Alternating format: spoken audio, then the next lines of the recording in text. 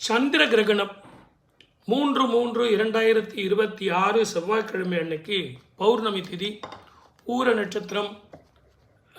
அதே மாதிரி சிம்ம ராசியில் சந்திரன் இருக்கும் காலத்திலையும், சூரியன் கும்ப ராசியில் இருக்கும் காலத்திலையும், சதய நட்சத்திரத்தில் இருக்கும் பொழுதும் இந்த கிரகணம் ஏற்படும் அப்படிங்கிறது எல்லாருக்கும் தெரியும்.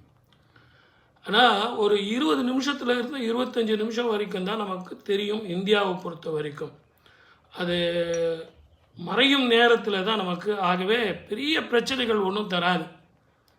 ஆனால் ராஜகீய நாயகர்கள், அரசியல்வாதிகள், பெண்கள், குறிப்பாக குழந்தைகள், இவர்கள் மட்டும் கவனமாக இருக்கணும். ஜாக்கிரதையாக இருக்க வேண்டிய நட்சத்திரக்காரர்கள் யாருன்னு கேட்டிங்கன்னா, பரணி, பூரம், பூராட நட்சத்திரக்காரர்கள், மக நட்சத்திரக்காரர்கள்.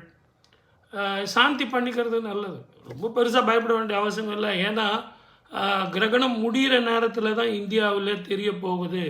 ஆகவே தலைக்கு வந்தது தலைப்பாயோடு போகும் அப்படிங்கிறது தான். அதனால் தேவையில்லாத பேனிக்கோ, தேவையில்லாத பிரச்சனைகளோ, குழப்பங்களோ, அப்படி இருக்கணும் இப்படி இருக்கணும். முடிஞ்சால் நீங்கள் பயணத்தை தவிர்ப்பது நல்லது. இரவு பயணத்தை தவிர்ப்பதும், அந்த முழு நாளும் நீங்கள் ட்ராவலிங் கொஞ்சம் விட்டுறது நல்லது. அதே மாதிரி தேவையில்லாத வாக்குவாதங்கள், உடல் ஆரோக்கியத்தில் கொஞ்சம் கவனமாக இருக்கணும். மற்றபடிக்கு ஒன்றும் பெரிய பிரச்சனை இருக்காது சார். சந்திர கிரகணம், இந்த சந்திர கிரகணத்தில் நம்ம கவனிக்க வேண்டியது என்ன அப்படின்னு கேட்டிங்கன்னா, இந்த கிரகணம் ஏற்பட்ட 3வது நாள் நமக்கு சனி பெயர்ச்சி அது ஒன்று இருக்குது இல்லைங்களா? அது வாக்கிய பிரகாரம் சனி பெயர்ச்சி ஏற்பட போகுது. ஸோ அது ஒரு இந்த ஆண்டு தொடக்கத்தில் இருந்தே பார்த்திங்கன்னா, கிரகணத்தில் இருந்தே நம்ம இந்த ஆண்டு நம்ம தொடங்குறோன்னு வச்சிங்களேன். இப்படி ஒரு பிரச்சனைகள் இருந்தாலும் எதுவும் பயப்படுற மாதிரி இருக்காது. இந்தியாவை பொறுத்த வரைக்கும் வி ஆர் சேஃப். தமிழ்நாட்டை பொறுத்த வரைக்கும் வி ஆர் சேஃப். அதனால் தேவையில்லாத இயற்கை அழிவுகள் வரும். நீரினால், நெருப்பினால், போர் அபாயங்களால் இருக்கும். நான் இல்லைன்னு சொல்ல வரல. ஆனால் அது எல்லாம் இந்தியாவிற்கோ, தமிழ்நாட்டிற்கோ, சென்னைக்கோ இதெல்லாம் பெருசாக பாதிப்பு ஒன்றும் கொடுக்காது.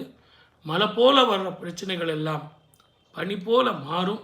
இதை விட இந்த கிரகணம்லாம் நம்ம சுட்டி காட்டுறதே எதுக்குன்னா, பயமுறுத்துறதுக்காக இல்லை.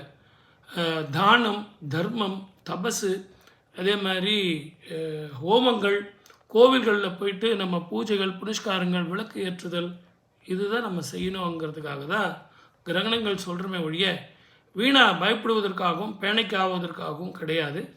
சந்திர கிரகணத்தை பற்றி கவலைப்படாதீங்க. சப்ஸ்கிரைப் பண்ணுங்கள், ஷேர் பண்ணுங்கள், பேசுவோம்.